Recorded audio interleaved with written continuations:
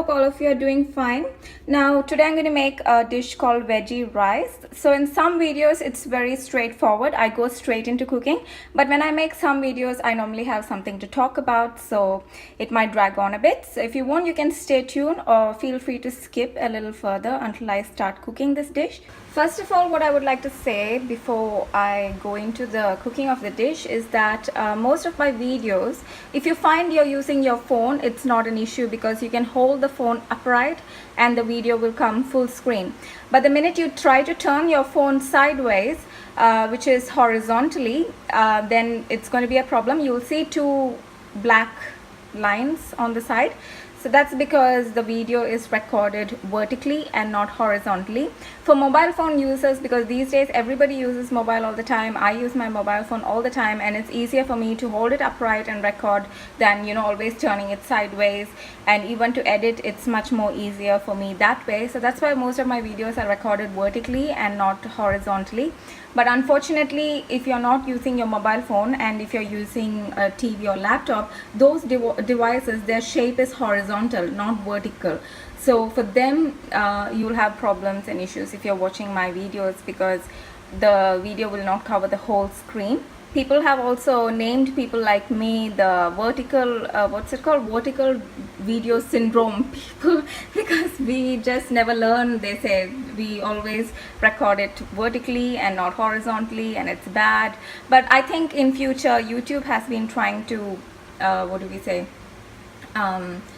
make, you know, videos compatible, like even vertical videos compatible, because once we record it in a vertical way, it's not going to be possible to do anything about it. Even if we turn rotate the video, it's to a horizontal manner, everything's going to be different. You know, it's not going to be exactly the right way. Everything's going to be tilted as well, the contents in the video, so it's not very productive to do that either.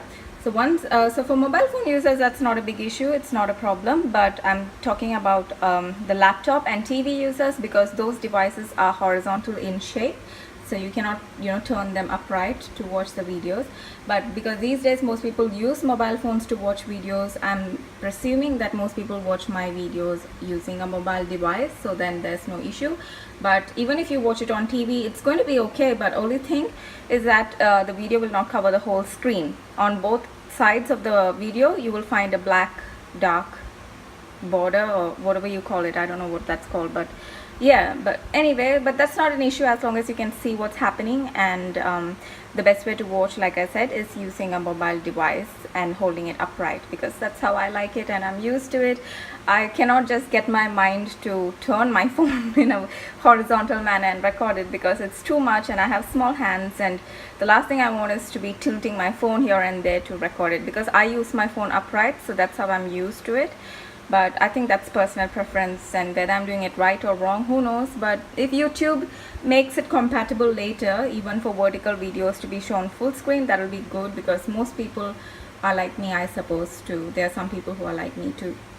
So I don't think vertical videos will be going out of the window, because nowadays a lot of people use mobile devices, like I had mentioned earlier. Anyway, I'm not wasting too much time on that. When I was a kid, I was raised in a place called Kerala in Cochin, India. Over there, I was so fed up of eating rice, because every day it's rice. You know, every day, lunchtime, dinner time, it's rice. And the rice over there was like this red color one, which my grandma used to make, and I literally hated it. It was like eating stones or something. Some people love it, but I literally hated it. And then towards the end I started eating bread, and you know, that memory has always been there. And I always it's only when I grew up a little bit more, maybe during after my teenage and stuff, I started liking rice, upma, idlis, all those things I didn't like. And now too, I love rice and biryani, but when I make it, I try not to make it bland. Either it has to go with a good curry, or I try to make it a little bit fancy by adding in different things into it. And this is one of them. Here I got about 1 cup of rice, and I've taken the same quantity of mixed veggies, some carrot, peas and corn. Now it doesn't only have to be vegetables, you can add whatever you want. You can add chicken, you can add eggs. So today I'm just using veggies. First I'm going to boil the rice the normal way how everybody does it. So just boil and make the rice ready. Next I'm heating a pan with oil, and I've added in some ghee into that as well, because I don't want to add just ghee because that will be too rich. So I add a lot of oil and then I add a little bit of ghee so the flavors are infused in there. And then I've added in half diced onion. Here I've kept the rice for boiling, and I'm just going to add in some salt.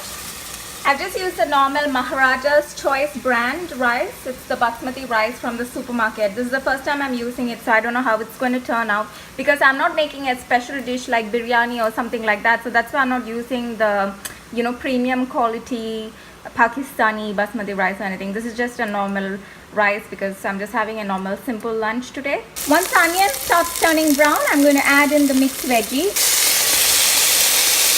Give it a good mix around.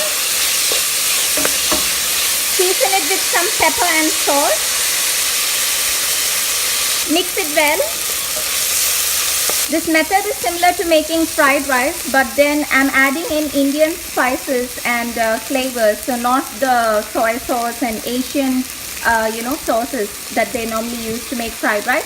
So that's why I'm calling it just veggie masala rice, because it's the Indian version of fried rice, the Asian fried rice. I've lowered the heat and I've added in half a tablespoon of garlic paste and half a tablespoon ginger paste, half teaspoon turmeric, 1 teaspoon of chili powder, half a teaspoon of coriander seeds powder, half a teaspoon of cumin seeds powder, some cracked black peppercorns,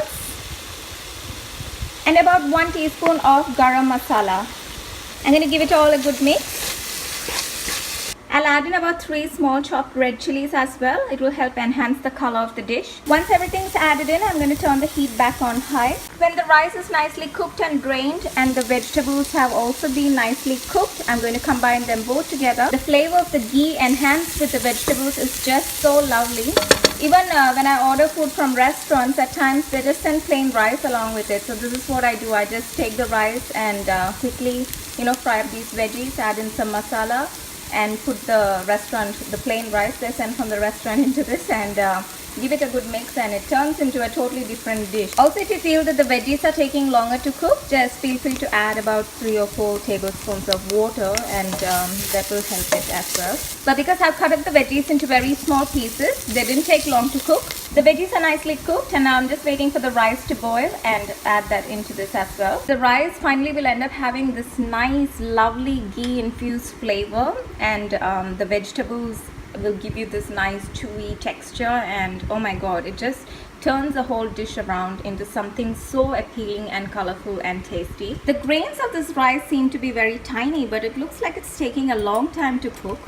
Probably before I boiled it, I should have just soaked it in water beforehand for a while. Finally, the rice is ready and drained nicely. I'm not happy with this grain of rice, or this brand of rice I should say. But anyway, I'm going to mix it in with the vegetables. There we go, and I'm going to combine it all together now. In order to do that, I'm going to turn the heat back on high as well, and then keep mixing it. And that will have the ghee warm up and infuse nicely into the rice. And look at that beautiful yellow color that's come onto the rice. Once it's nicely combined, we can take it off the heat. It's come out well, but like I said, I'm just not happy with the brand of rice grains that I chose to use for this dish today. But apart from that, here it is everyone. Our lovely veggie masala rice is ready. Enjoy. Bye.